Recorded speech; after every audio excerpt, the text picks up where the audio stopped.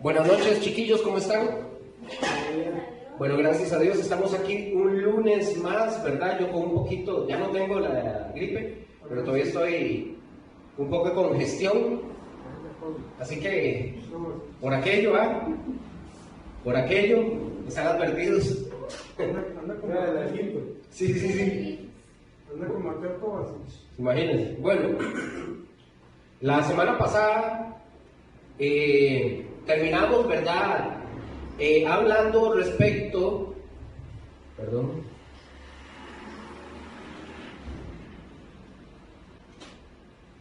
ok, terminamos hablando acerca de la inspiración la semana pasada. Comenzamos a tocar también el tema de lo que es la inspiración y vimos solo una, ¿verdad? De las teorías acerca de la inspiración. Estábamos viendo las teorías de los grados de inspiración, quedamos en una.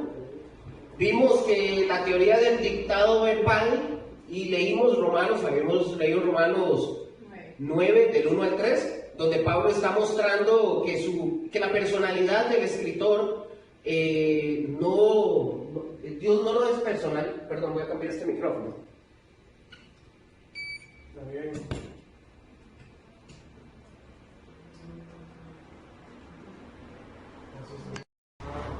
Sí, ok, perdón. Entonces vimos que Dios no despersonaliza a la persona, ¿verdad? Él respeta lo que es su personalidad. Les voy a decir qué era lo que estábamos hablando para que ustedes lo entiendan un poquito. Pueden apuntar lo que logren captar. Dice que esto de la teoría del dictado verbal, recordemos que esa teoría no sería la correcta, porque si fuera así, entonces el ser humano no tendría impregnado dentro de la Biblia las ideas y la personalidad de él, sino que Dios le permite. ¿Estamos de acuerdo con eso? Dice que esto, vamos a ver, que la inspiración verbal de la Biblia parte de la premisa o de la idea de que Dios, aparte de inspirar a los escritores bíblicos en las ideas o los tópicos o los temas a escribir, también los guió en escoger, ojo con esto, en escoger las palabras a utilizar. ¿Vamos bien ahí? Si Dios hubiera realizado un dictado a cada escritor bíblico, cada escrito producido tendría un único estilo. ¿Cuál estilo sería ese único? Solo sería el de Dios, ¿verdad? Lo que Él dice, como Él lo dice, en las palabras de Él, que tal vez nosotros no entenderíamos. Entonces sería el autor como autor sería Dios. Pero si nosotros analizamos el texto bíblico, nosotros nos damos cuenta de que cada autor tiene su propio estilo de escritura, ¿verdad? Lucas, por ejemplo, Lucas tiene un estilo muy elegante y muy detallista para narrar el Evangelio, pero Marcos, por ejemplo, Marcos es muy sencillo, muy simple y directo en construir sus oraciones, y a Marcos se le caracteriza por el uso repetitivo de la conjunción y al inicio para el inicio de sus versículos. Ustedes van a ver que Marcos inicia y después entonces ok, ahí quedamos claros con eso, para que tuvieran la idea. La semana pasada alguien me preguntó, entonces, para que tengan esa idea, ¿verdad? Ahora vamos a ver un poco más de eso y un poquito también más adelante.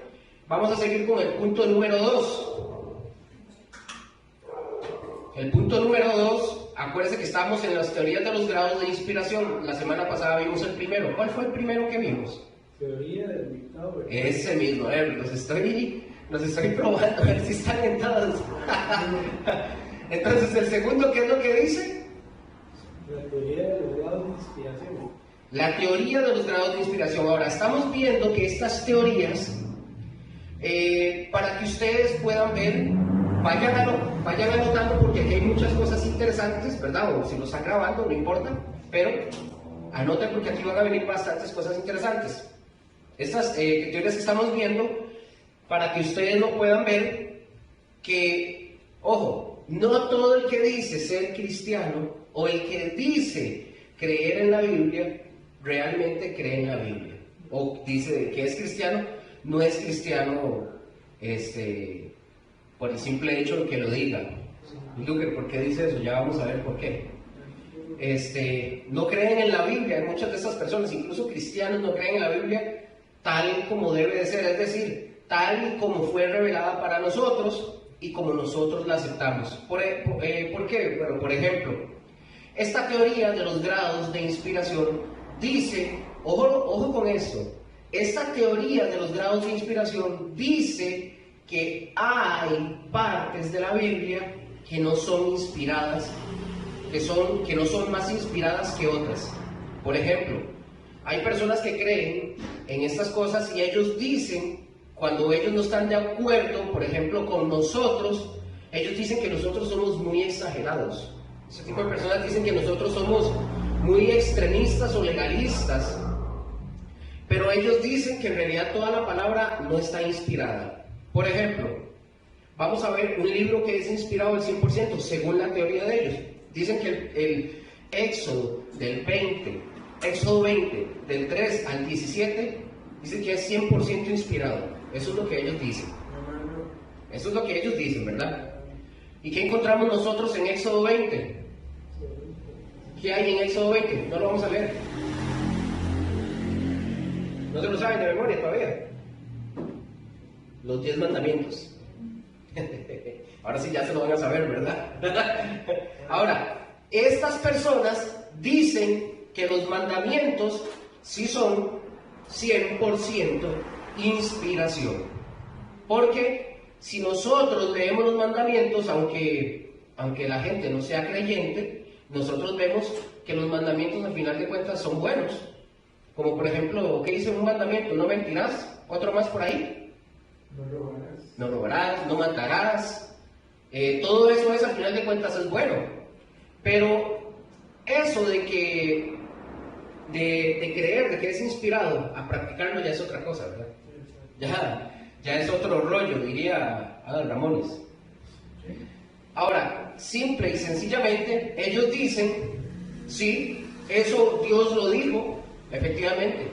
Ellos dicen que eso Dios lo dijo y dicen que está 100% inspirado. Ahora, apunten por ahí. Eso que les voy a decir lo dicen los que creen que la escritura está inspirada en porcentajes, que en una parte sí, una parte no. Anoten. Dicen que 25% inspirado es Marcos 28, del 18 al 20. Ellos dicen que Mateo, que Mateo 28, del 18 al 20, ellos dicen que eso es 25% inspirado. ¿Y qué encontramos en Mateo 28, 18 al 20? La Gran Comisión, correcto. Ahí encontramos a la Gran Comisión, que al final de cuentas se ha convertido en la Gran Omisión, porque básicamente la iglesia no está yendo donde Cristo dice que, por ejemplo, que ha recibido todo el poder en el cielo y la tierra, y por tanto dice, vayan y qué, y prediquen y hagan discípulos. Bueno, al final de cuentas ellos dicen que eso, ojo lo que dicen ellos dicen que eso no es cierto. Ellos dicen que eso no es cierto. Que sí es cierto que debemos, dicen ellos que sí es cierto que debemos amar a Dios con todo nuestro corazón, con todo nuestro corazón, que son los primeros 4 mandamientos, que sí es cierto que tenemos que amar al prójimo y que son los otros 6 mandamientos. Pero eso de que ellos dicen, de que nosotros tenemos que ir a evangelizar y llevar el mensaje a otros, dicen que eso hay que dejárselo a que cada quien crea lo que quiera. Y estoy hablando de cristianos. Cristianos, ¿verdad? Dando comillas. Este recurso es usado para decirnos que no tenemos por qué nosotros tenemos que estar yendo a predicar el Evangelio. Que lo que nosotros estamos haciendo es molestar a la gente y es tratar de cambiar la manera de pensar de la gente así, con lo que nosotros les decimos. Así. Por ejemplo, hace unos años en Bolivia quisieron hacer una ley. ¿Cómo se llama este presidente? Evo Morales. Querían pasar una ley Y esta ley quería prohibir que se predicara el evangelio en las calles. Esta ley quería prohibir porque ellos querían cambiar, ellos decían que los cristianos querían cambiar la forma de pensar de la gente y querían pasar esa, no sé si la pasaron honestamente, pero querían pasar esa ley para que no predicaran en las calles. Ojo, incluso muchos piensan que cuando nosotros vamos y predicamos el evangelio, estamos llevando, como por así decirlo, algo encubierto o una doctrina, le dicen los venezolanos, una doctrina imperialista. ¿Por qué imperialista? Porque cree que ellos dicen que nos manejan los gringos, nada que ver. Entonces, cuando ellos nos dicen que nosotros no debemos de predicar, que eso no puede pasar, es porque, ok, si ellos nos dicen a nosotros que nosotros no podemos predicar eso simple y sencillamente no puede pasar, porque nosotros tenemos un mandamiento del Señor que dice que vayamos y prediquemos, ¿verdad que sí? Ok, ahora fíjense, esto no es una opción, no es opcional. Nunca se nos está diciendo en el versículo, si ustedes quieren, vayan y prediquen. O si tienen tiempo, vayan y prediquen. Si ustedes encuentran eso en la Biblia, yo cambio lo que les estoy diciendo. Pero no dice eso.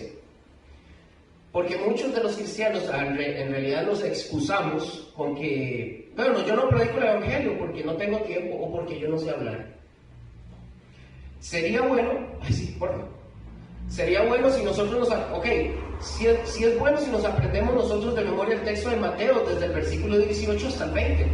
Y ojo, muchas personas se lo aprenden del 19, se aprenden solo lo del 19 y el 10. Busquen Mateo, mejor, veámoslo. Para que lo tengan ahí, para que no.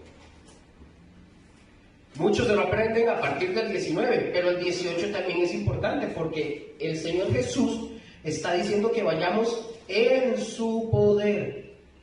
Y vean que no en el poder de nosotros, ¿verdad? Y si usted es bueno para hablar, pues vaya y predique. Y no vamos a hablar, y no es porque hablemos bien, es porque vamos en el poder del Señor Jesús, ¿verdad? ¿Qué dice el versículo 18 de Mateo? ¿Qué Mateo les dijo? De Mateo 28. El 18 dice, y Jesús se acercó y les habló diciendo, todo potestad me es dada en el cielo y en la tierra. El 19. Por tanto, ir y hacer discípulos a todas las naciones, bautizándolos en el nombre del Padre y del Hijo y del Espíritu Santo. Entonces, si nosotros vamos a predicar en el poder de Cristo Jesús, no en el de nosotros. Sea que seamos tartamudos o lo que sea, al final de cuentas es en el poder de Él. Entonces también, como nos dice la misma Escritura, que cuando nosotros hablamos, ¿quién es el que habla a través de nosotros?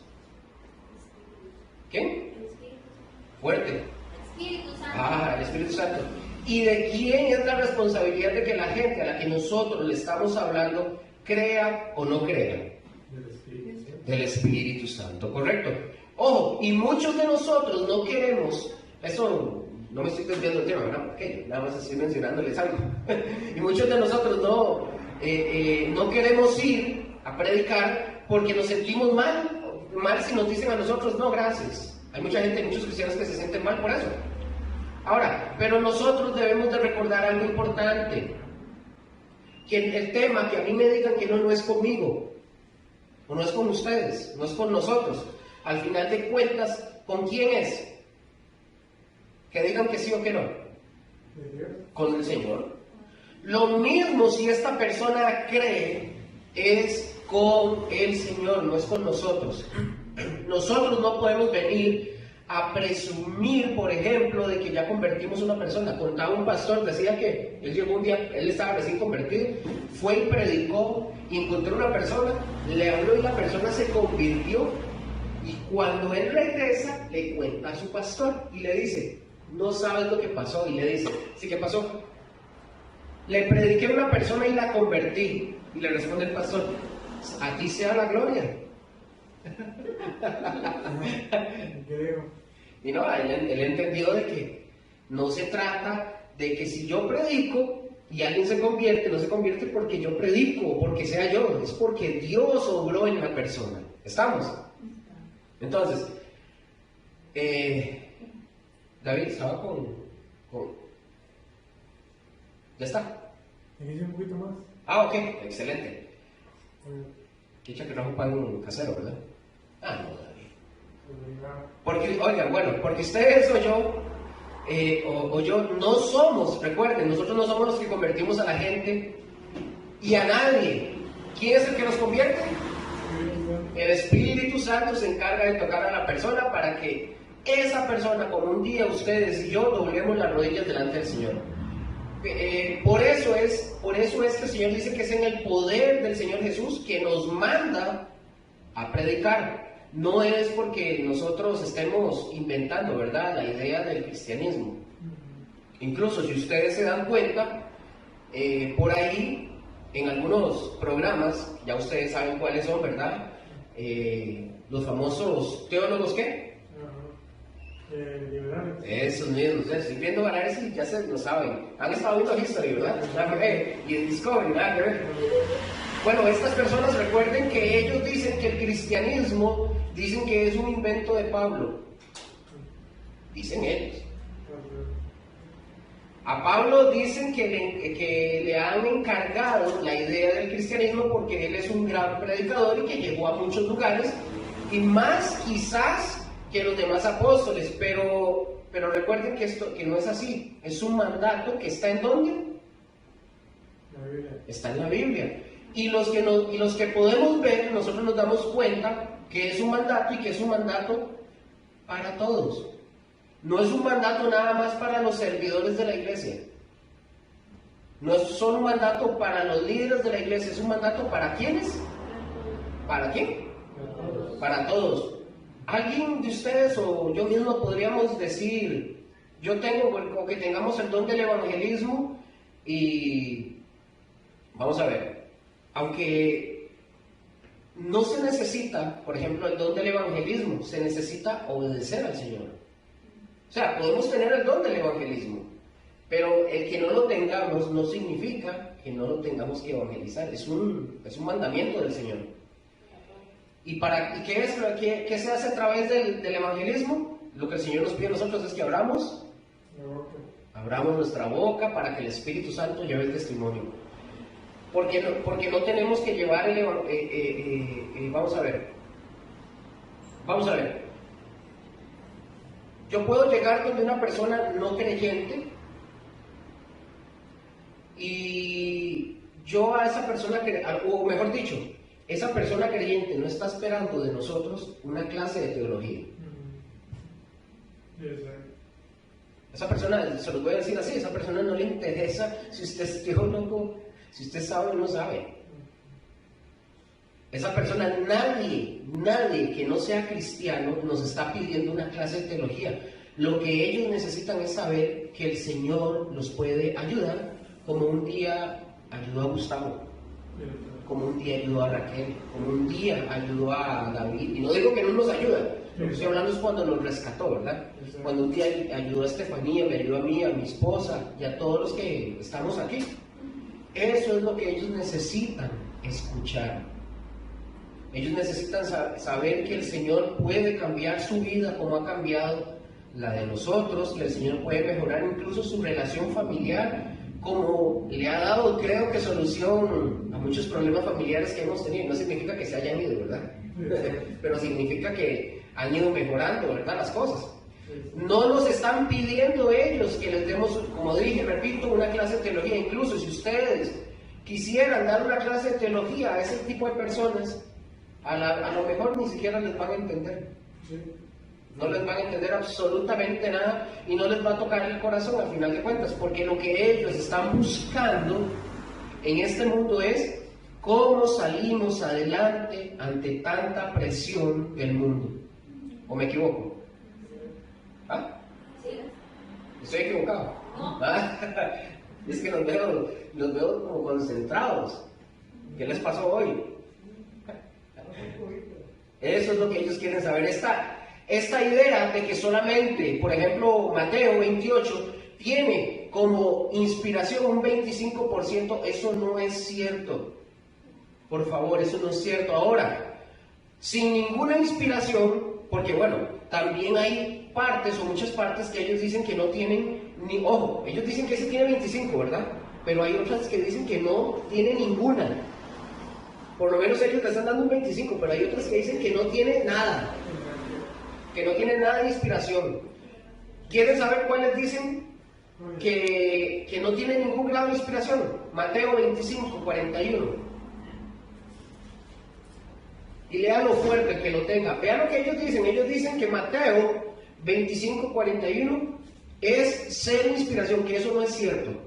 Entonces dirá también a los de la izquierda: apartados de mí, malditos, al fuego eterno preparado para el diablo y sus ángeles. Ojo, ellos dicen que eso no es cierto, que eso no está inspirado por Dios.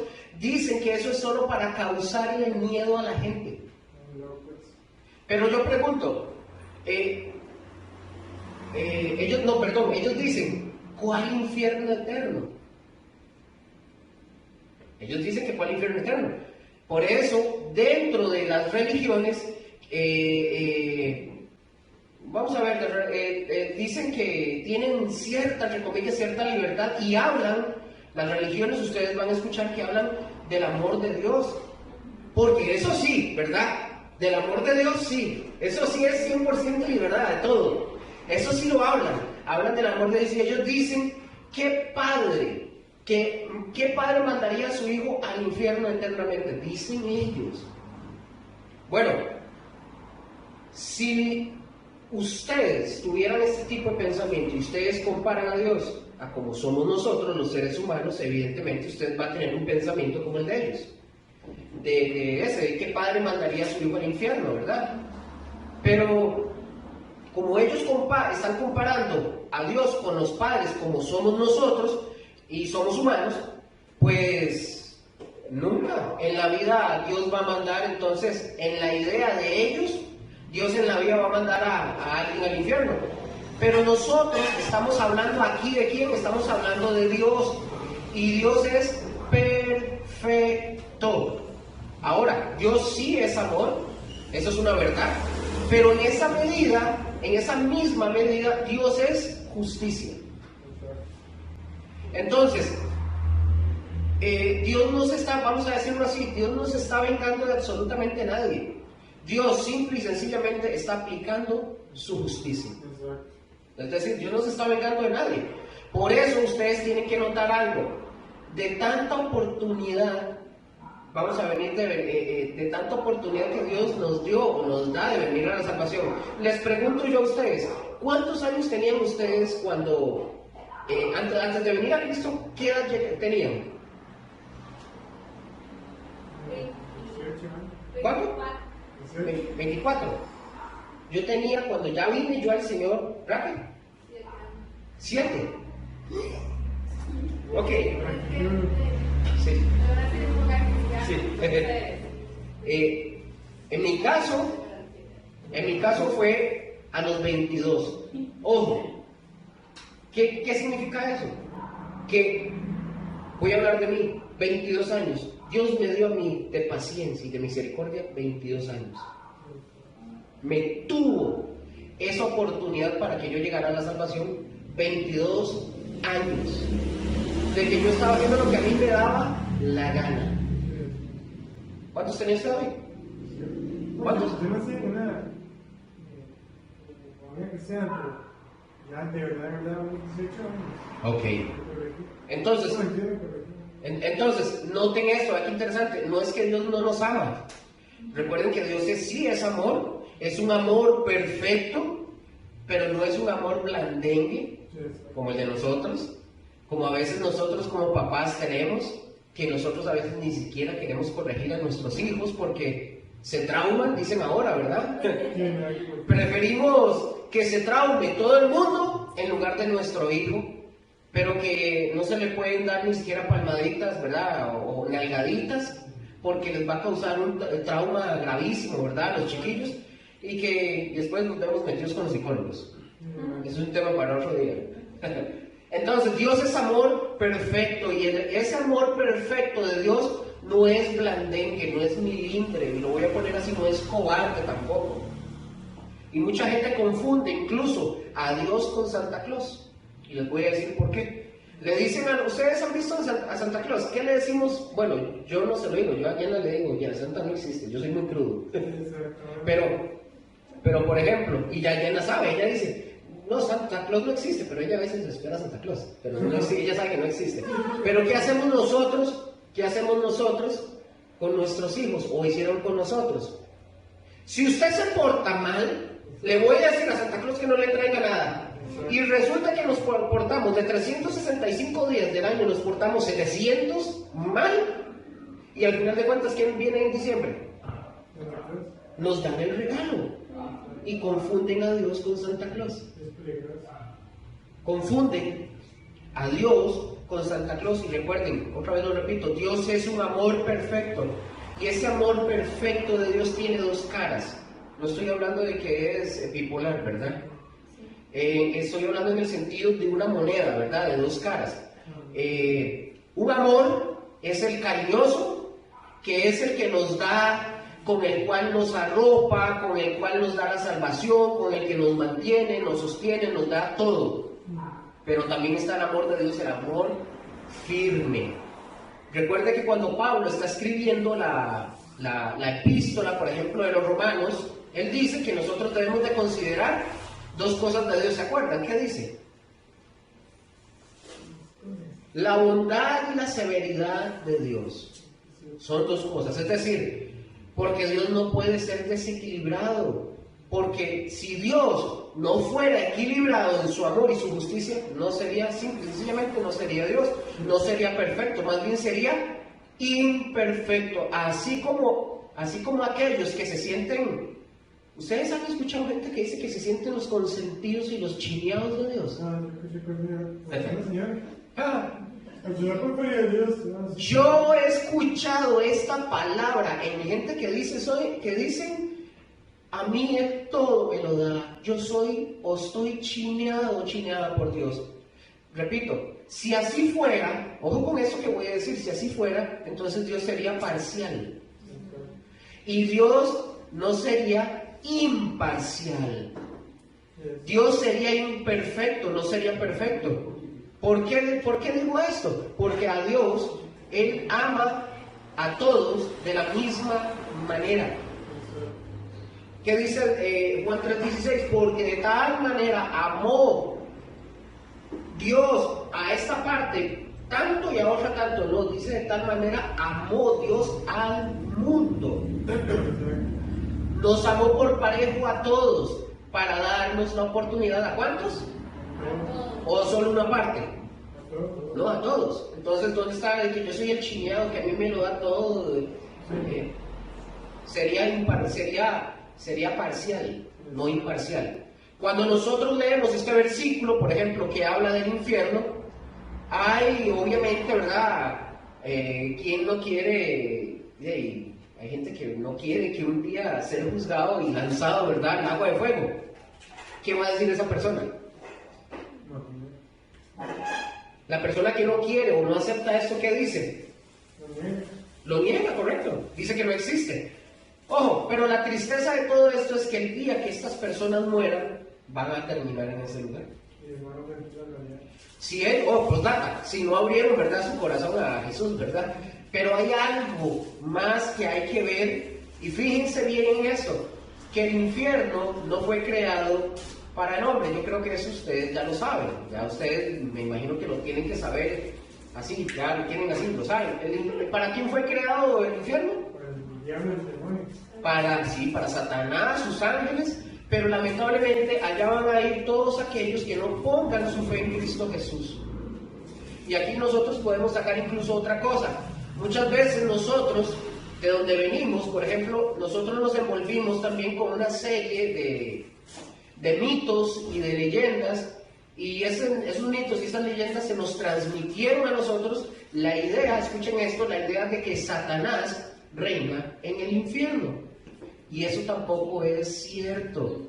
Satanás no reina en el infierno. Postdata, voy a hacer un paréntesis. Estaba viendo un video un chavalo dice, dice que se puede saber dónde está el trono de Satanás aquí en la tierra, que Satanás no tiene, Satanás no gobierna en el infierno, él está en la tierra, pero dice esa persona y habla y dice que por medio de la palabra, y sí, yo lo busqué, y dice dónde está el trono de Satanás, pero él dijo, ¿usted lo vio, David? ¿Usted lo vio? Él dijo que unos historiadores y expertos dicen que el trono de Satanás está en Suiza, y yo me puse a buscar y no está en Suiza. Bueno, si fuera así. Lo digo por el CERN. Sí, lo digo por la ONU, por todo ese tipo de cosas, pero en realidad donde lo menciona, Apocalipsis 2.13. Apocalipsis 2.13. Rápido, para no salirnos del tema, nada más. Es rápido. Mientras lo van buscando. Entonces, Satanás no reina en el infierno, no es cierto eso. Más bien Satanás es uno de los que va a ser más castigados en el infierno. El infierno fue creado para castigarlo a él por su rebelión y por su desobediencia y a sus demonios. ¿Qué dice? Vean lo que dice. Yo conozco tus obras, no demoras, donde está el trono de Satanás, pero retienes mi nombre y no has negado mi fe, ni aun en los días en que Antipas, mi testigo fiel fue muerto entre vosotros. Ok, ahí. Entonces, cuando ustedes comienzan a averiguar, porque no hay mucha referencia de Antipas, no está ni siquiera en el libro de los mártires, no hay referencia de mucha. Antipas, ¿dónde muere? En Éfeso. ¿Dónde es Éfeso actualmente? No, Turquía. Entonces dice que la actual Turquía es donde estaba Éfeso. Espero no haber pateado, pero tengo un montón de ideas en la cabeza ahorita. Pero estoy casi seguro. Póngalo para no batear, ¿verdad? Porque si dejo el mensaje mal dicho, me aparean a mí. Éfeso, si no me equivoco, es la actual Turquía. No, pero en Google. Entonces esta persona dice, hablando, esto es un aporte, nada más, no tiene nada que ver con la elección, pero esta persona dice que está en Suiza, y yo, bueno, si así fuera, que tiene un trono, ¿verdad? Porque recordemos que Satanás no tiene un trono. Si fuera así, él dice que es en Suiza, la Biblia dice lo contrario. Éfeso está situada en la región turca de Turquía. Egeo. Sí, Turquía, pertenece a el área de Sí. Bueno, del norte nombra mucho el nombre. Bueno, en fin, eso era lo que les quería nada más mencionar. Entonces, no tiene nada que ver con la clase, ¿verdad? Eso es nada más algo que estaba mencionando, de que dice este chavalo que es en Suiza, que está el trono y que está ahí, y que Satanás está ahí. Bueno, nada que ver, ¿verdad? No hagan caso a ese tipo de cosas, busquen bien, ¿verdad? Lean, no significa que Satanás literalmente tiene un trono, ¿verdad? Ya eso lo sabemos. Bueno, sigo. Así que Satanás no reina en el infierno. ¿Quiénes van a ir al infierno? Satanás, sus ángeles, los demonios, ¿y quién más? La gente que no pone su fe en Cristo Jesús. Y otra vez, no es que Dios, repito, Dios no nos está condenando a ese mundo o a ese infierno. El hombre sin Cristo Jesús es el hombre sin Cristo Jesús es el ser humano sin Cristo, es decir, ¿va para dónde? ¿Y quién lo lleva allá? Solitos. Su naturaleza pecaminosa los lleva allá. Así que existe la negación. No existe eso. Ellos dicen esto. No existe eso, pero sí existe Dios y Dios es amor. Esa es la negación de ellos. Y escuchen esto. Vemos como uno de los puntos claros, y que eso se reclama muchas veces en las iglesias en general, que no se predica sobre el infierno. Esto es un reclamo general porque no se predica eso.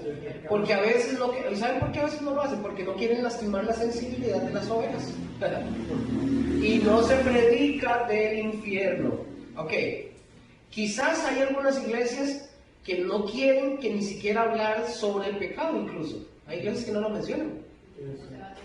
para que nadie se sienta ofendido o se sienta señalado. Yo tenía un compañero de trabajo, me acuerdo, cuando estábamos, donde yo me congregaba.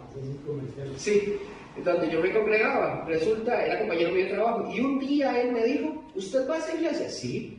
Yo fui a varios cultos, pero después me fui y yo le pregunté, ¿por qué se fue?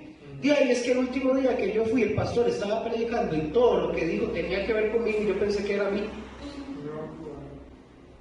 Sí, sí era para él, pero el pastor no iba a sacar tiempo para saber quién era él, ¿verdad? O sea... No para él, pero no le gustó.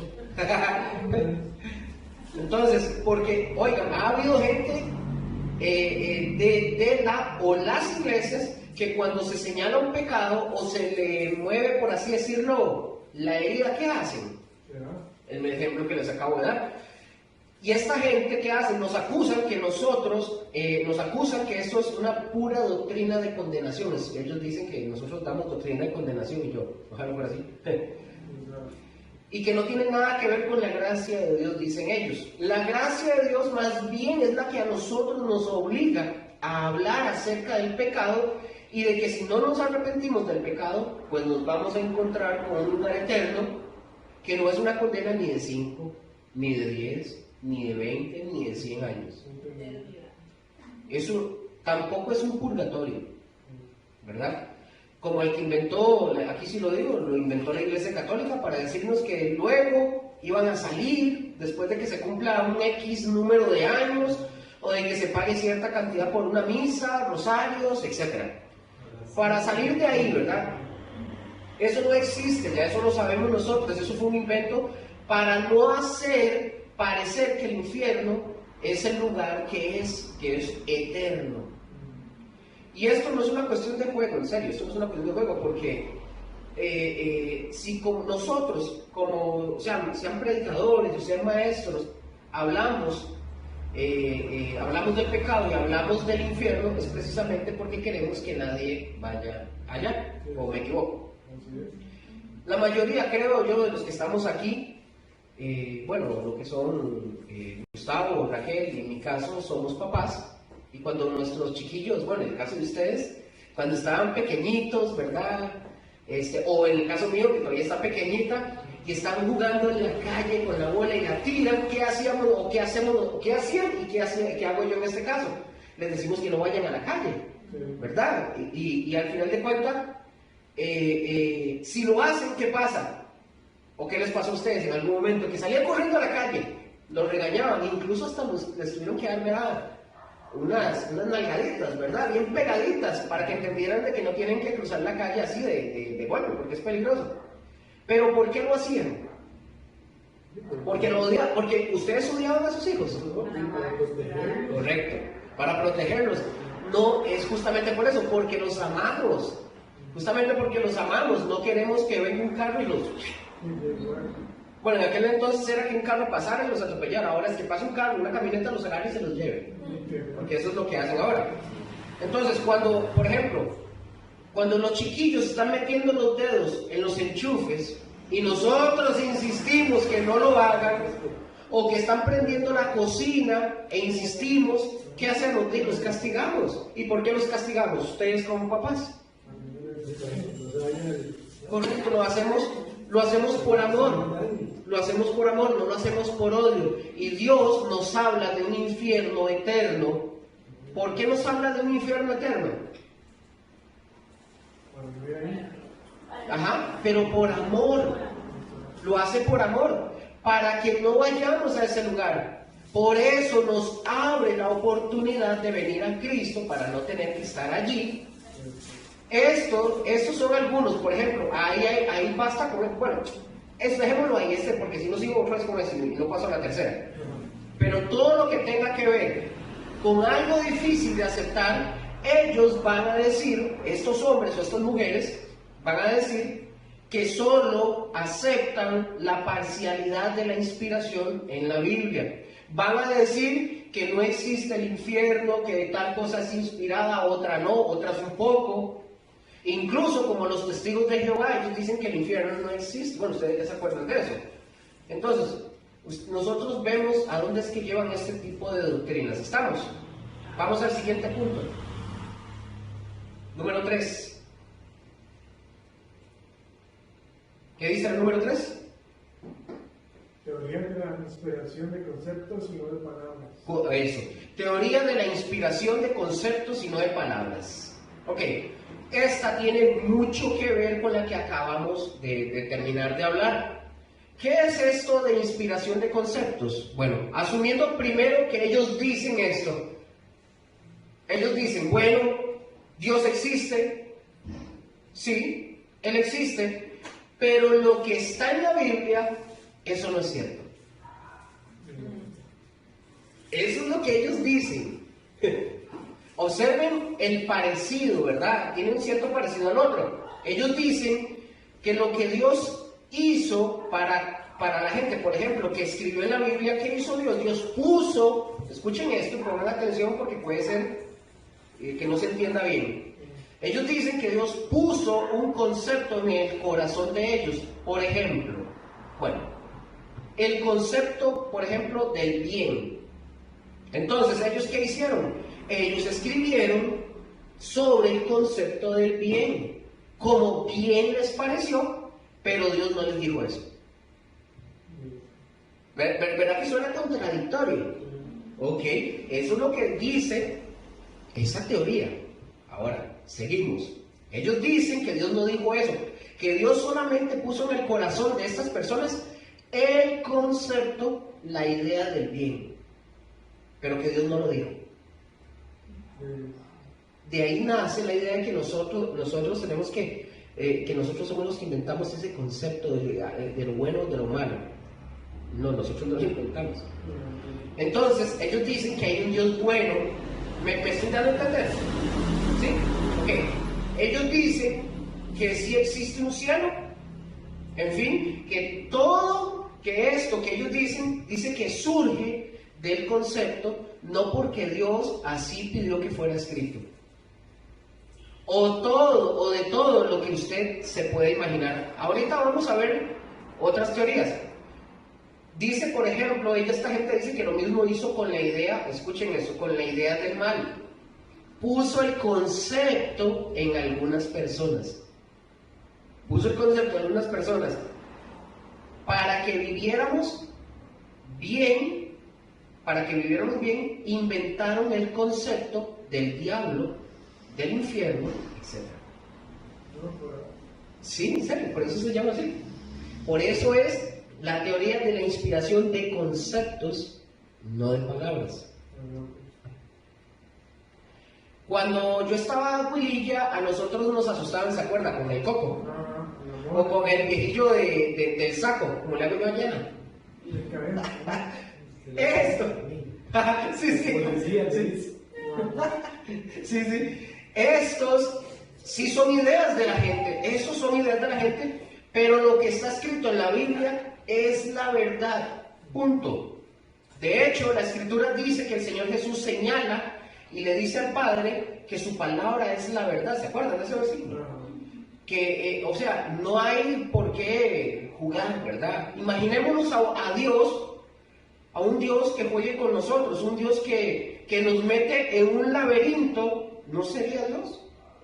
O sea, no sería Dios, no sería amor, no sería un Dios de amor, no es un Dios justo. Estaría jugando ¿con quién? Con nosotros, y ese no es Dios. Mateo 5, y el que lo tenga lo lee. Mateo 5 del 17 al 19, por favor.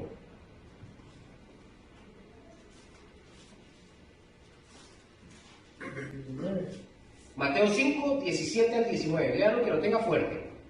Dice, no penséis que he venido para abrogar la ley o los profetas. No he venido para abrogar, sino para cumplir. Porque de cierto os digo que hasta que pasen el cielo y la tierra, ni una jota ni una tilde pasará de la ley, hasta que todo se haya cumplido. De manera que cualquiera que quebrante uno de esos mandamientos muy pequeños, y así enseña a los hombres, muy pequeño será llamado en el reino de los cielos. Mas cualquiera que los haga y los enseñe, este será llamado grande en el reino de los cielos. ¿Quién es el que está hablando con esas palabras? Jesús es el Señor el que está hablando. Oigan, y los religiosos dicen que Jesucristo, ellos dicen los religiosos que Jesucristo es Dios. Y si es Dios, entonces dice la verdad. Pongan atención, dice la verdad. Los que no son religiosos hablan del Señor Jesucristo como el Maestro, como que si fuera un gran filósofo, nada más. Pero pongan atención con esto. Si lo que el Señor Jesús dijo ahí no fuera cierto, entonces, como número uno, no es Dios. Si no es cierto, no es Dios. Porque Dios, número uno, no miente, ¿verdad? Entonces, Jesucristo estaría mintiendo. Y no sería o no es un gran maestro, porque al igual está echando mentiras, si fuera el caso. Sería un gran mentiroso, no sería un gran maestro y no sería un gran filósofo. Cristo lo que está diciendo es que Él no vino para quitar lo que está ¿qué? Escrito en la ley y los profetas. Y esa es una de las maneras en las que los judíos, por ejemplo, resumen la escritura, ¿verdad? Él dice, yo no vine para quitarla. ¿Qué dice? ¿Para qué vino? Para cumplirla. Para cumplirla.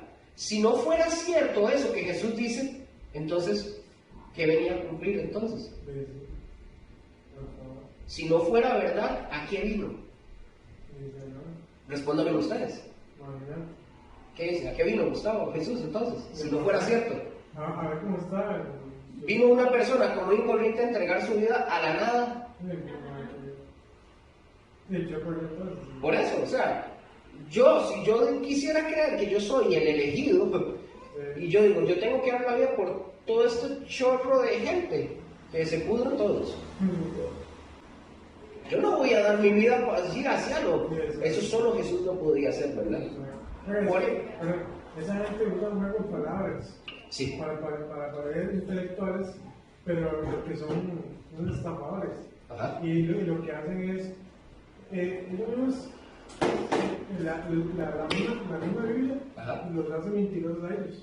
Correcto. Porque Dios no miente, no es hombre ni hijo de hombre que mienta. Ajá. Y ellos están diciendo que Dios miente, entonces ellos son mentirosos.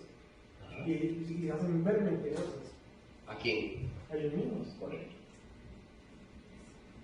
Eso, guárdeme una galleta, ya vi. Entonces, por eso nos dice que a todos nosotros, que los que enseñamos esto, dice que hacemos ¿qué? Muy bien, ¿verdad? Hacemos muy bien, pero que los que no lo enseñan bien, entonces están haciendo, no están haciendo el bien que deben hacer. Por eso, contra todo argumento que va en contra de la justicia, de la verdad, ahí está la palabra de quién. Ahí está el Señor Jesús, está hablando acerca de que es la palabra de Dios y que se tiene que cumplir. Repito, Él no vino a quitarla. Punto número 4.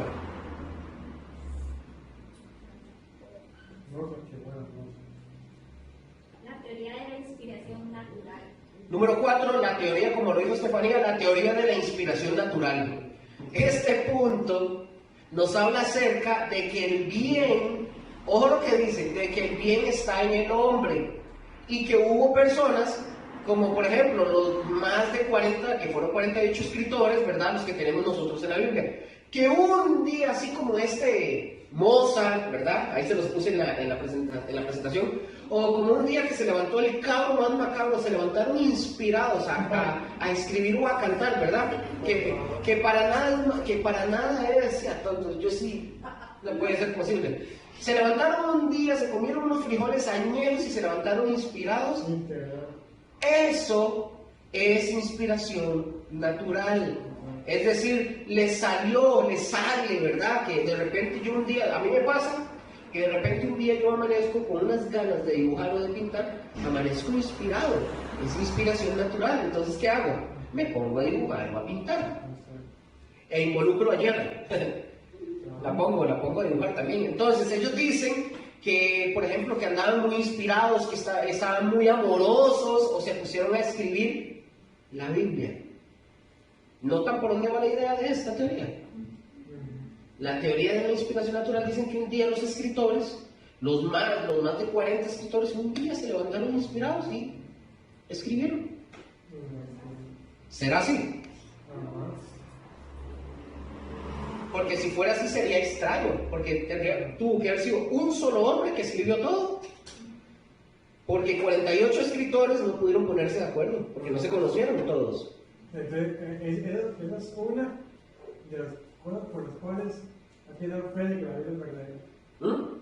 Esa es una de las cosas por las cuales hay que dar fe de que la Biblia es verdadera. Correcto. Porque son más de 40. Si fueran dos, les dices, si fueran dos, están de acuerdo. Ajá. Pero son más de 40. Y épocas diferentes. Correcto. Y en continentes diferentes y en idiomas diferentes. Ok, para echar por tierra esta idea, la idea de que esto fue nada más inspiración de ciertos hombres buenos y religiosos, yo les mencionaba, repito otra vez, que hay más de 40 escritores en la Biblia, que son en realidad 48 escritores que tenían, acuérdense, diferentes oficios, habían reyes, habían sacerdotes, habían primeros ministros, habían vaqueros, es que no sé cómo, me imagino vaqueros, es que me imagino judíos con sombrero, no sé por qué, pero habían los que cuidaban del ganado, ¿verdad? También, entonces encontramos en la Biblia que habían personas de diferentes rangos académicos incluso, no todos eran profesionales, no todos tenían un conocimiento súper elevado, habían unos como Pedro, habían otros como Lucas, el doctor, ¿verdad? Bueno, y todo lo que ellos dicen, bueno, y que todo lo que ellos escribieron, acuérdense que fue, ¿en cuánto fue que el periodo que se llevó para escribir todo eso y acuñarlo en la Biblia? 1600, gracias, eso, así es. 1600 años a lo largo del tiempo, porque ni siquiera, recuerden que ni siquiera se juntaron, no hubo una reunión como nosotros, que nos podemos reunir para decir, hagamos un libro. Podemos reunirnos aquí y decir qué vamos a hacer, cómo lo vamos a hacer, qué personajes poner, podemos hacerlo. Para que todo saliera de acuerdo, ¿verdad? Y todo saliera bonito, solo lo podemos hacer si estamos juntos. Pero en la Biblia todo concuerda. Vivieron en diferentes lugares, hablaron diferentes idiomas, vivieron en diferente tiempo, y aún así, sin embargo, a pesar de que esa declaración pudiera tener cierta verdad, estos 48 escritores vivieron a lo largo de ¿cuánto dijimos? 1600 años. Todos confirman con lo mismo. No hay un solo escritor que se contradiga. No hay un escritor que diga o contradiga al otro. Porque si la Biblia tuviera contradicciones entre estos más de 40 escritores en el periodo de 1600 años, y que además escribieron en 3 continentes, en 3 idiomas, entonces no sería la palabra de Dios porque contiene errores. Cuidado, en serio, cuidado con lo que nosotros creemos y con lo que nosotros permitimos que otros hagan. Y esto es lo bonito de la misma escritura, que toda esa gente que dice que la Biblia tiene contradicciones y que es escrita por hombres y que tiene errores, ustedes saben lo que ustedes tienen que decirle a esas personas.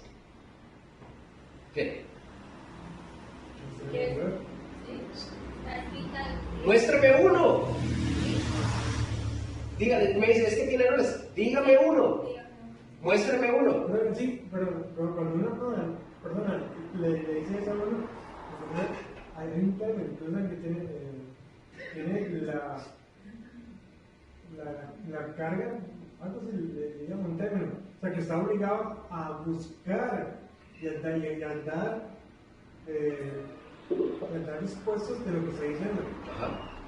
Eso se usa mucho en la economía, creo. No me acuerdo, no me acuerdo. Mira, María y a mí nos pasó una vez igual, estábamos conversando con alguien cercano a la familia y nos decía, es usted que creen en la Biblia, es usted que creen, ¿verdad? Y entonces le dice María, pero porque usted dice que nosotros creemos, la palabra de Dios está escrita y Él inspiró, le dio a los hombres, ¿verdad?, la palabra para que la escribieran. Entonces, no es que creemos en hombres, ¿verdad?, sino Vea ese ejemplo. Llegó una historia que escuché. Otro pastor dice que ese pastor tenía un amigo un chavalo muy inteligente, preparado académicamente, pero muy, muy inteligente. El pastor dice que hubo un tiempo que dejó de verse con él ya se había convertido, etc. Se vuelven a encontrar y un día ese inteligente le cuenta y le dice: fulano, me convertí al Señor, lo acepté, pero yo acepto y creo en el Señor, aunque la Biblia tenga errores. Y que él le dice, suave, ¿cuáles errores? Sí, los errores que tiene la Biblia, es que hay unas contradicciones. Ok, se sienta con él y dice, muéstrame los errores. Sí, es que la Biblia dice una parte cuando aparece un ángel negro y un ángel blanco y... Bien, ya el pastor ya sabía y lo agarró y le dice, vamos, y lo llevó a la Biblia y le dice, muéstrame dónde están, y lo lee. No hay. Se equivocó porque el hombre había leído otras cosas, pero lo llevó a la Biblia. No hay errores. El hombre dijo, yo me convierto al Señor aunque tenga errores. Así. Vea que por eso nosotros, yo les he dicho a ustedes, por eso nosotros tenemos... Sí. Por eso nosotros tenemos que estar preparados. Yo no tengo que entrar por filosofía ni tratar de ser muy inteligente. Solamente como, vea qué fácil. ¿Cuáles errores? Sí, que un ángel negro, que un ángel blanco, y que no sé quién sabe qué libro está leyendo. Realmente con el libro decía que los caballos eran ángeles. ¿Quién sabe? Pero lo llevó a la Biblia. Si nosotros no conocemos y no nos damos a la tarea, ¿cómo vamos a poder refutarle a la persona y llevarlo a la verdad? ¿Verdad? Ese es el problema con la gran mayoría de cristianos, ¿verdad? Vamos con la número 5, chiquillos.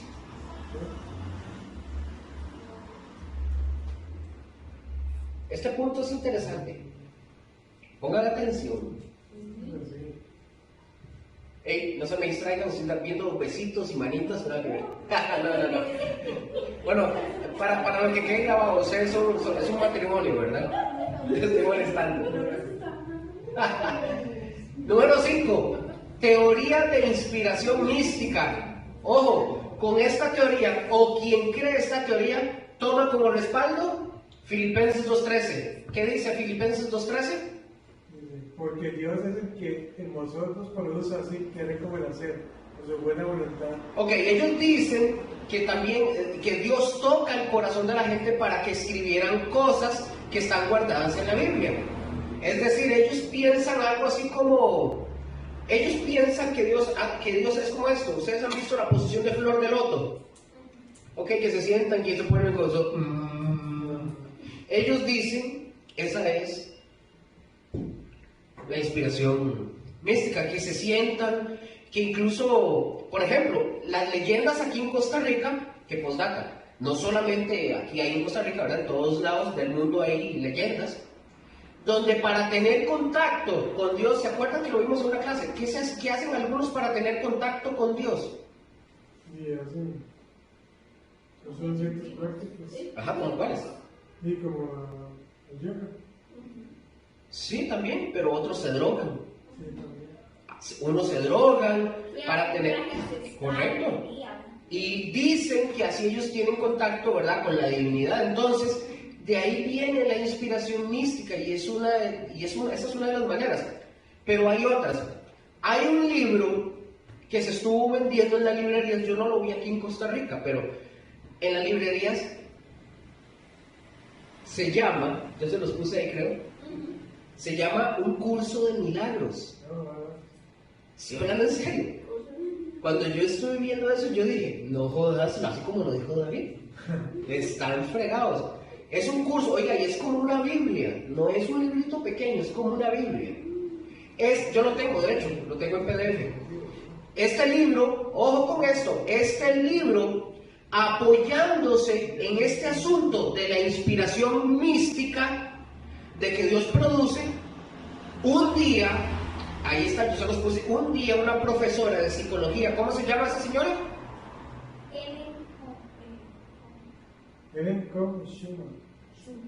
Ellen Cohn, ajá, Schumann. Ella era de la Universidad de Nueva York, ¿verdad? En Columbia, de la Universidad de Columbia de Nueva York.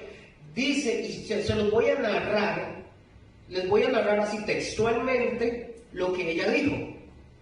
Pongan atención, dice ella, que ella oyó un dictado claro y distintivo de una voz interior, identificándose como Jesucristo. ¿A qué le suena eso? Su dictado del curso comenzó con estas palabras: este es un curso de milagros, por favor tomen nota. El objetivo principal del curso de milagros es restaurar la realidad en tu mente para llevarla de vuelta a donde siempre ha estado, a Dios.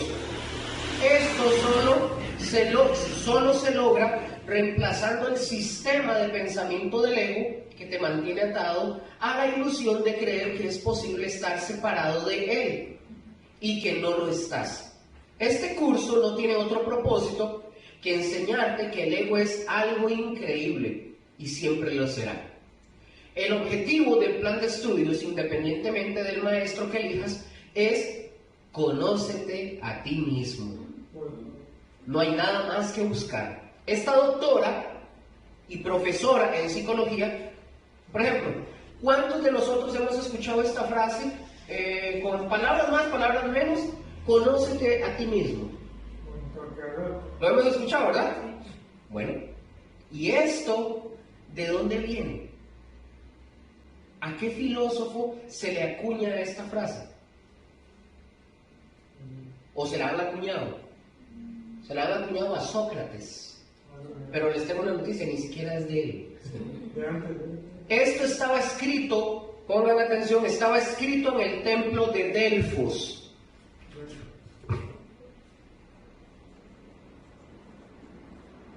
El templo de Delfos.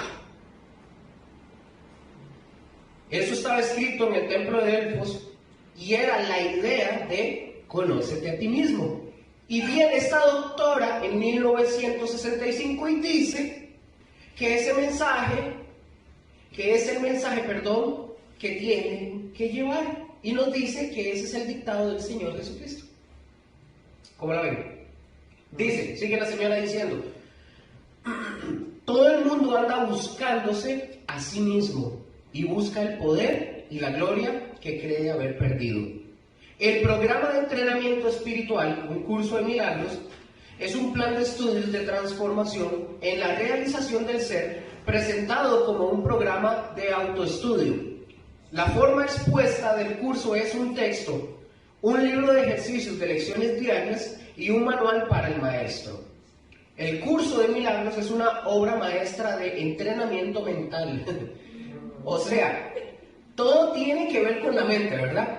Dice, y continúa el Señor diciendo, diseñada impecablemente para catalizar en el individuo una experiencia de pensamientos no limitado por las restricciones del tiempo, del espacio o de los principios de la correspondencia humana. Mediante la aplicación de las lecciones en el arte del perdón y la psicología de la autorresponsabilidad, somos despertados al recuerdo de una herencia divina. Ojo, eso es lo que ella dice, ya esa señora murió hace muchos años. Ellos no son los únicos, Por ejemplo, en el curso de apologética, nosotros vamos a ver mucho con doctrinas hinduistas, por ejemplo, un montón de esos, pero hay gente que sí está buscando algo o alguien que le ayude, y en el mercado del ofrecimiento, ¿verdad? Porque dice la palabra que muchos tendrán ¿qué? Comezón de oír, pero no, ese comezón de oír no es conforme a lo que dice la palabra. Y nosotros vemos a mucha gente metida en una serie de cosas, como las que está hablando, ¿verdad?, esta señora, y buscando en donde no deben de buscar. Y estoy hablando de cristianos, ¿verdad? Es que si fuera gente del mundo, pero son cristianos. Si nosotros les hablamos de la Biblia, por ejemplo, ¿qué hacen ellos con nosotros? ¿Qué hacen? ¿Qué hacen cuando les hablamos de la Biblia? Dice, no creo. O No. yo he escuchado, ay, yo sí, yo sé eso. Pero se burlan, Se burlan, sí. ¿o no? ¿No se han burlado de ustedes? Por eso. Sí. Ustedes pueden hablarles del libro de milagros a estas personas y ellos no se van a burlar, y es un libro también. Pero ustedes háblenles de la Biblia, que es un libro, y se van a burlar de ustedes y de mí. Porque como nosotros creemos en la Biblia, para ellos nosotros somos, y perdón por la expresión, somos mongolitos. ¿Será que seamos o no? ¿Verdad que no? ¿Qué dice usted, Tavo? Me veo pensando mucho. Bueno, esto obviamente nos habla del ataque que recibe la Escritura en comparación con las otras enseñanzas que hay en el mundo y que es al final de cuentas un libro también. Bueno, si ustedes y yo de forma retrógrada creemos en la Biblia, que es el libro de Dios, para ellos nosotros estamos mal. De hecho, la nueva era que funciona desde hace muchos años en el mundo y que, por ejemplo, la nueva era ya no se promociona como nueva era, es de eso lo que nos habla, como está hablando esa señora, ¿verdad? Ellos dicen que la verdad, la nueva era, dice que la verdad está repartida en todo el mundo, que hay que agarrarla como un rompecabezas, irla juntando toda la verdad para saber la verdad. Y que si usted piensa por lógica, ellos dicen que hay muchas verdades, que lo que hay de verdad es, pero que ellos dicen que hay muchas verdades, pero a la verdad solamente hay una verdad. A la verdad hay solo una verdad. No puede haber muchas verdades, porque si hubiera muchas verdades, ¿qué es lo que nosotros vamos a tener? Es un cúmulo de puras mentiras. Es todo lo que vamos a tener, muchas mentiras. En cuanto a la realidad espiritual en el ser humano, hay una sola verdad, por eso hay un solo camino. ¿Quién es ese camino? Jesús. Y Él lo dijo claramente, y Él lo dice, y es publicado por muchos lados donde dice, yo soy el camino. ¿Cuántos caminos? Uno. ¿Cuántos? Uno. Ok, fíjense cuando dice el camino, el artículo el camino no dice uno de los caminos. Jesús dice, yo soy la verdad, yo soy la vida. Eso es lo que el Señor Jesucristo dice. No hay otro camino, no hay otra verdad, no hay otra vida aparte de la vida que transmite Dios. Por eso, unidos a Dios es vida. ¿Verdad que sí? Ok. Estar separados de Dios es muerte, correcto. ¿Por qué no piensan? Cuéntame por qué se quedan en pausa. Yo. ¿Por qué? ¿No? Raquel, ¿por qué? ¿Por qué se quedan en pausa cuando los agarro así fuera de base? Sí. Es decir, estar separado de Dios, de todos modos, va a haber, ojo con esto, estar separados de Dios, de todos modos, en la muerte va a haber conciencia. Los que van a ir al infierno, no crean ustedes, que se van como las hojas en blanco, sin saber o sin sentir. Ellos saben. Y ellos van a saber cuando usted llegó y les habló el Señor Jesucristo. Le dijeron, ahorita no tengo tiempo. Mire que yo no voy a seguir la religión que yo voy a seguir la religión que me enseñaron mis padres. Ellos lo van a saber siempre y no se les va a olvidar. Así como nosotros vamos a tener conciencia siempre. La conciencia, cuando digo conciencia, quiero decir en el sentido de tener conocimiento de las cosas. No estoy hablando de los que, ¿verdad?, de la conciencia mística, ¿verdad? Entonces vean ustedes que la lucha espiritual, aquí hay muchos argumentos en el mundo, y lo que quiere Satanás es que encontremos otro camino distinto al Señor Jesucristo. Él no quiere que encontremos ese camino, ¿verdad? Por ejemplo, yo les había puesto este ejemplo hace un tiempo. Imaginémonos una bolincha. Esa bolincha, supongamos que es la iglesia verdadera, la fe verdadera. En esa bolincha se encuentra eso. Entonces, la bolincha, cuando usted va, Gustavo, cuando vamos en el suelo caminando y vemos una bolincha, ¿qué hacemos? No, la recogemos, yo la recojo. Yo la pateo. Recogemos la bolincha del suelo, ¿verdad que sí? ¿Qué fue lo que hizo Satanás? Entonces, supongamos que la bolincha es la iglesia y la fe verdadera. Si nosotros vamos así y la encontramos, ¿qué hacemos? La encontré, ¿verdad? Ahora, ¿qué fue lo que hizo Satanás para que nosotros no encontráramos la bolincha verdadera? Se agarró un saco y tiró un montón de bolinchas. ¿Y qué dice Satanás? Ahora sí, busque la verdadera. Muy parecido a esto. Vació todo el saco de bolinchas alrededor para que nosotros no encontráramos cuál era la verdadera. Por eso el mercado religioso es muy amplio. Si usted viene, por ejemplo, les voy a decir eso, si ustedes vienen a la iglesia por costumbre, ustedes son unos religiosos o una religiosa.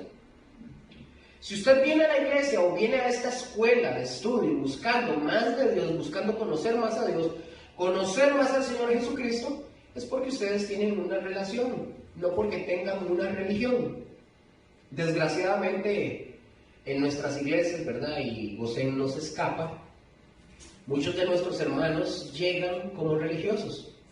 Han dejado de tener relación con Cristo Jesús y se han convertido en religiosos. Porque van para no sentirse mal, para pensar que están bien con Dios. ¿O no?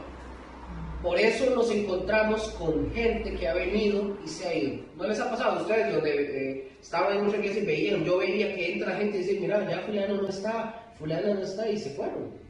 Gente que va y viene, gente que va y viene. Pero ¿qué pasa cuando usted se los encuentra? Porque a mí me ha pasado. Cuando usted se encuentra con personas que iban a la iglesia, y para que usted no les reclame, se los digo por experiencia, ¿qué es lo primero que dicen? Ay, yo estoy bien con Dios, tengo una muy buena relación con Dios. ¿Y para qué se lo dicen? Y en realidad no es así. ¿Para qué se lo dicen? Se excusan para que usted ni siquiera les diga nada. Y tal vez usted ni siquiera les va a preguntar nada de eso. ¿No les ha pasado a ustedes? ¿Verdad que sí? ¿Y qué ha hecho Raquel? Fuego de Dios. ¿Verdad que? Entonces, ¿el Señor qué hace? El Señor nos está mostrando a nosotros un camino verdadero. ¿Y para qué sirve un camino? Para llevarnos a un lugar. Para recorrerlo, ¿correcto? ¿Y a dónde nos lleva ese camino? A un lugar determinado, ¿verdad? Mientras nosotros llegamos a ese, ojo con esto, mientras nosotros llegamos o vamos en camino para llegar a ese lugar determinado, ¿qué estamos haciendo en el camino? Caminando, correcto. Nos estamos moviendo, no estamos estáticos, estamos progresando en la vida. A medida que nosotros avanzamos en nuestra relación con Cristo, nosotros avanzamos en madurez espiritual. Por eso yo les decía a ustedes, no me acuerdo en alguna de las clases, es increíble que hay cristianos que tienen 2, 3, 5, 10, 20 o más años, pero que no han crecido espiritualmente. Vamos a supongamos que están en el camino, supongamos. Pero ¿qué les pasó en el camino? ¿Qué les pasó? Se durmieron. Si estamos caminando, ¿qué hacen ellos? Ellos se detienen. Ellos se detuvieron. Y ojo, muchos de esos que se detuvieron solo sirven de estorbo para los que vamos caminando. Cuidadito con nuestra relación. Es un camino, es una verdad. ¿Y por qué es una verdad? ¿Por qué es una verdad? ¿No? Está en la Biblia. Ajá, y lo que está en la palabra que hay que hacer. Creerla. Es una verdad para creerla y para vivirla. Y es una vida, es decir, o sea, la vida, la verdadera vida, unidos al Dios vivo y verdadero. Los que están separados de Dios, ¿cómo están? Muertos, correcto. La palabra vida, si yo no se los había explicado, trayéndolo a una forma muy sencilla de decirlo o de expresar, vida es estar unido a Dios. Y muerte es estar separado de Dios. Así de sencillo. Esto es lo que quiere decir vida en la Escritura y muerte, ¿verdad? Número 6, la teoría número 6. La teoría. Léalo fuerte. Teoría verbal.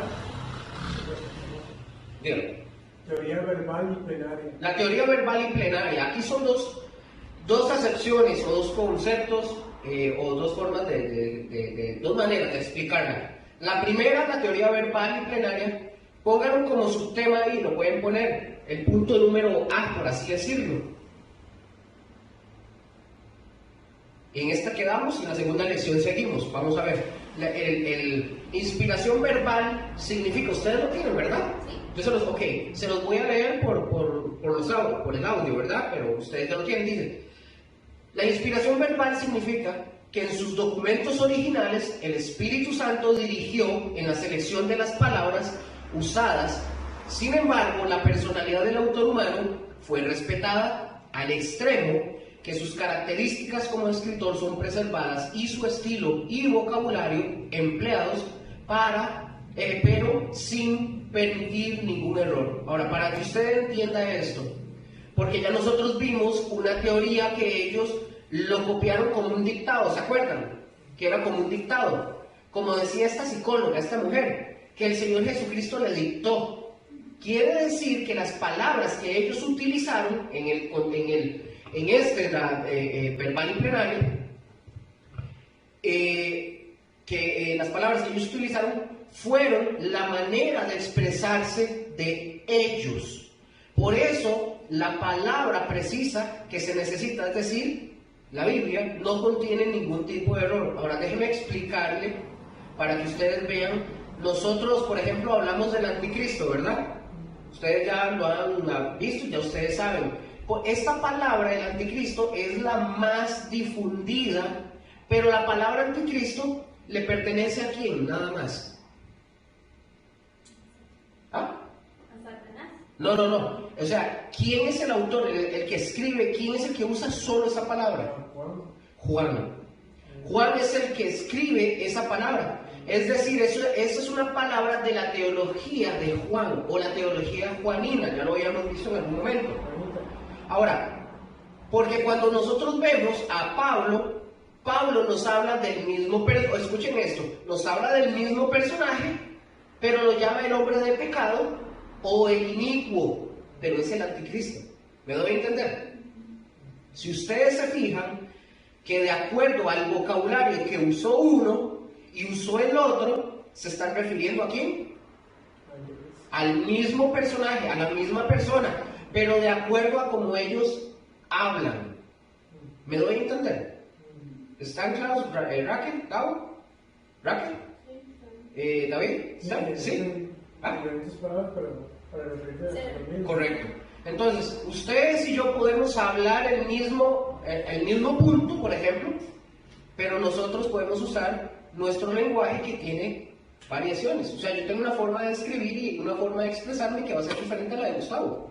O sea, yo a Gustavo le puedo decir, tome de esta enseñanza, y él probablemente vaya a dar la exposición diferente y va a hablar diferente y va a tomar palabras y las va a decir de otra forma, que nosotros entendamos. Pero no va a ser como yo no hablo igual que con Josué. Yo no me expreso, yo no uso las mismas palabras que él, aunque entendemos lo que estamos hablando, me doy a entender. Entonces ustedes a veces usan palabras que yo no uso, y lo mismo pasa conmigo, yo uso palabras que ustedes no usan, porque no es nuestro estilo de hablar. Pero lo que yo quiero que quede bien claro es esto: las palabras no tienen errores en ese sentido. El hombre de pecado o el inicuo que usa Pablo es a la misma persona que es el anticristo. ¿Estamos? Ahorita seguimos con la segunda.